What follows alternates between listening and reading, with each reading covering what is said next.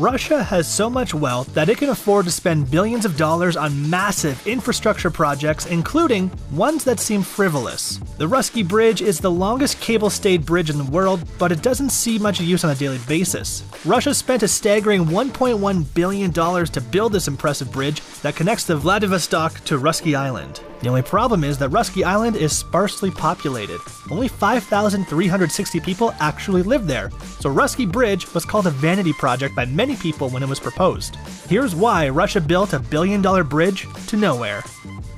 The record-breaking bridge crosses the eastern Bosphorus Strait and connects Vladivostok, which is the second largest city in the Russian Far East, to the sparsely populated Russky Island. This impressive Russian mega-project was a challenge to build, and it certainly didn't come cheap.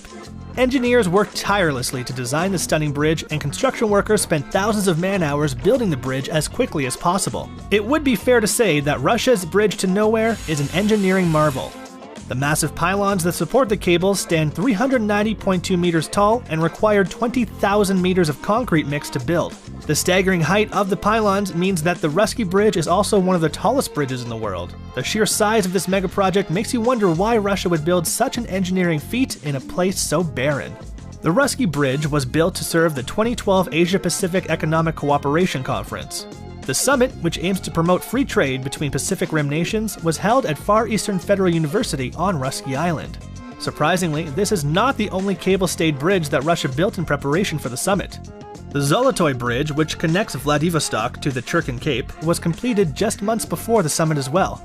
With a span of 737 meters, it may not be as long as the Russky Bridge, but it was still quite costly with a $235 million price tag. The Russky Bridge was completed in July 2012, just months before the 2012 Asia-Pacific Economic Cooperation Conference was held in September. Because the bridge was built solely to promote the summit, many consider it to be a vanity project. Building a bridge as large as the Russky Bridge is no easy feat. Engineers spent thousands of man-hours making sure the details were exactly right before the construction process could begin. The added stress of completing the bridge before the summit didn't make things easier. To build the foundation of the bridge, 77-meter deep piles were driven below ground to support the large 320.9-meter A-shaped pylons on each side of the cable-stayed roadway. The pylons were concreted using custom self-climbing forms in pours of 4.5 meters. Because of the massive size of the bridge, a crane was required to complete the first 3 pours. The cables that stabilize the bridge are 579.8 meters long, and they are colored red, white, and blue in honor of the Russian flag. At night, the huge pylons are illuminated with bright light to give the appearance of a giant Russian flag draped over the bridge. Builders also faced numerous weather-related difficulties during construction. The inclement weather meant that completing the megastructure was much more difficult than building a bridge in a locale with a milder climate.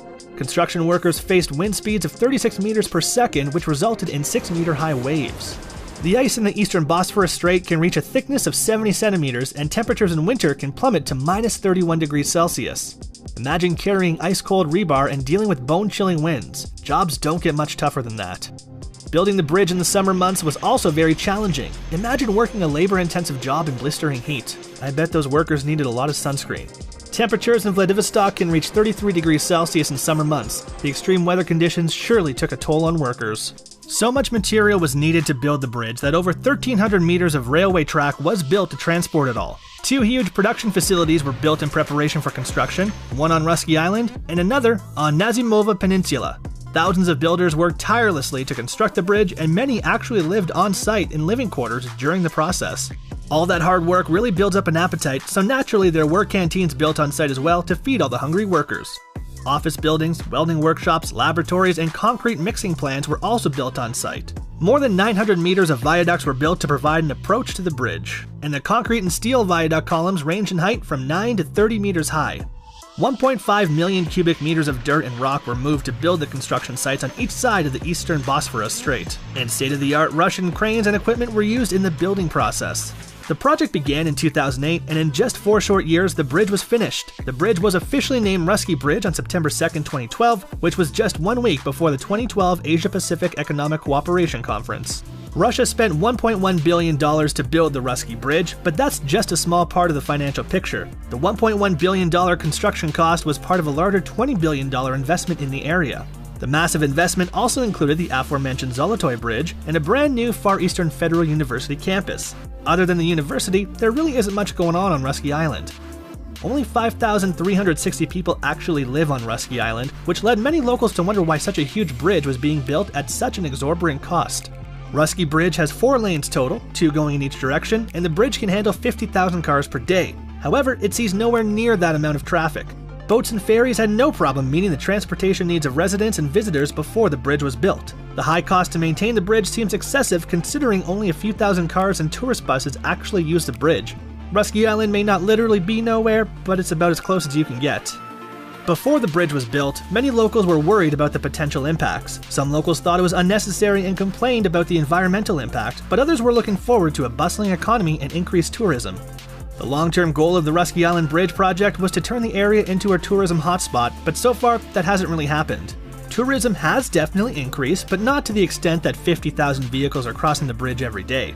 Numerous luxury hotels were built in time for the 2012 Asia-Pacific Economic Cooperation Conference, but they are far from packed today. The Russian government wants to turn Rusky Island into a business and academic hub, and it's quite possible that could still happen in the future. Far Eastern Federal University is growing at a rapid pace, and today the university serves 41,000 students.